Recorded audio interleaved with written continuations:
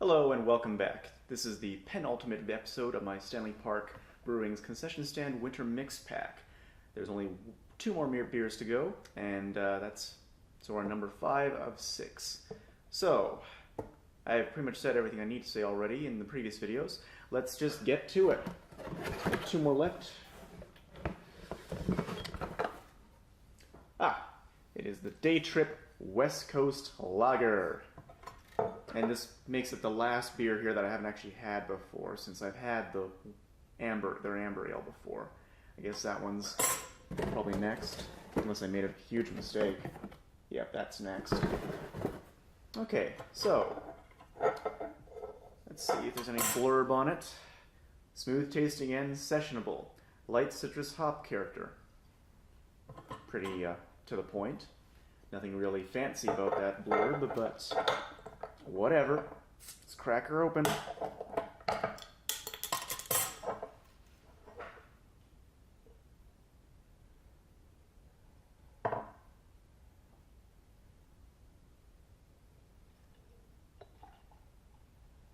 Okay. So as opposed to the previous video, which was the West Coast Pale Ale, this is a West Coast Lager. And as you can see, it looks much more like a typical lager. Got the yellowish tinge to it. The very populated amounts of fizz. It's a lager, all right. It definitely got a strong citrus smell to it. Not overwhelming though, so it's quite nice. Definitely can smell in the hops there.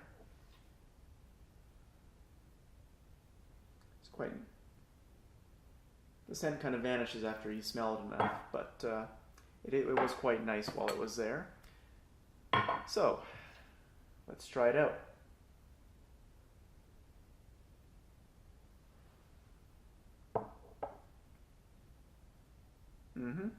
The bottle spoke truthfully. This is a crisp lager with citrus undertones in the hops. It's just basically exactly what the bottle said.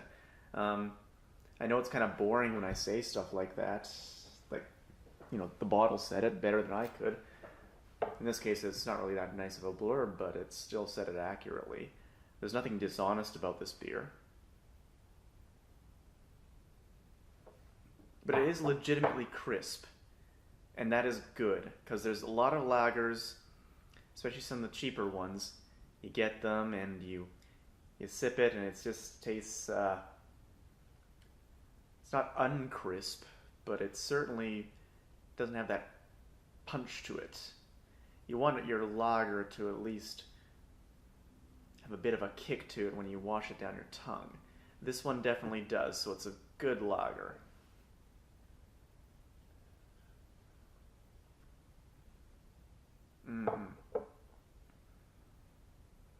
Basically, if you know someone who drinks only, say, macro lagers, your Coors, your Kokanee, your whatever. Kokanee's kind of regional to BC, but this would be a good one if you wanted to get that person to just, have something that's craft but familiar. I know Stanley Park is quite an industrial kind of craft brewery. I don't really hold it against them. Some people think that might be some people might be a bit snobby about it. The fact that they're quite big. I think they're owned by a major company. I'd have to look it up again.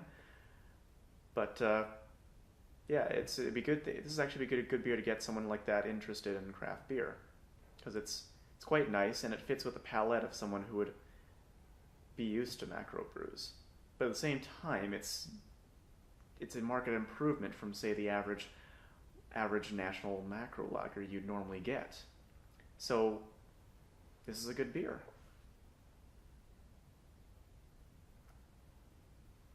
I hope it's not just seasonal. Like I said, no, it's probably regular. I think I've seen that bottle before. I should really look into these things before I begin, just so I don't make a fool of myself, Anyway, that's all I need really to say. It's a good beer. And we'll be back one more time with the one beer I've already had, the Amber Ale, which previously I didn't like that much. So we'll see if it's improved or changed since the last time I had it, since my friend bought it 2 years ago for an outing. So let's find out. Whoops. Anyway, I'm out of here. Cheers.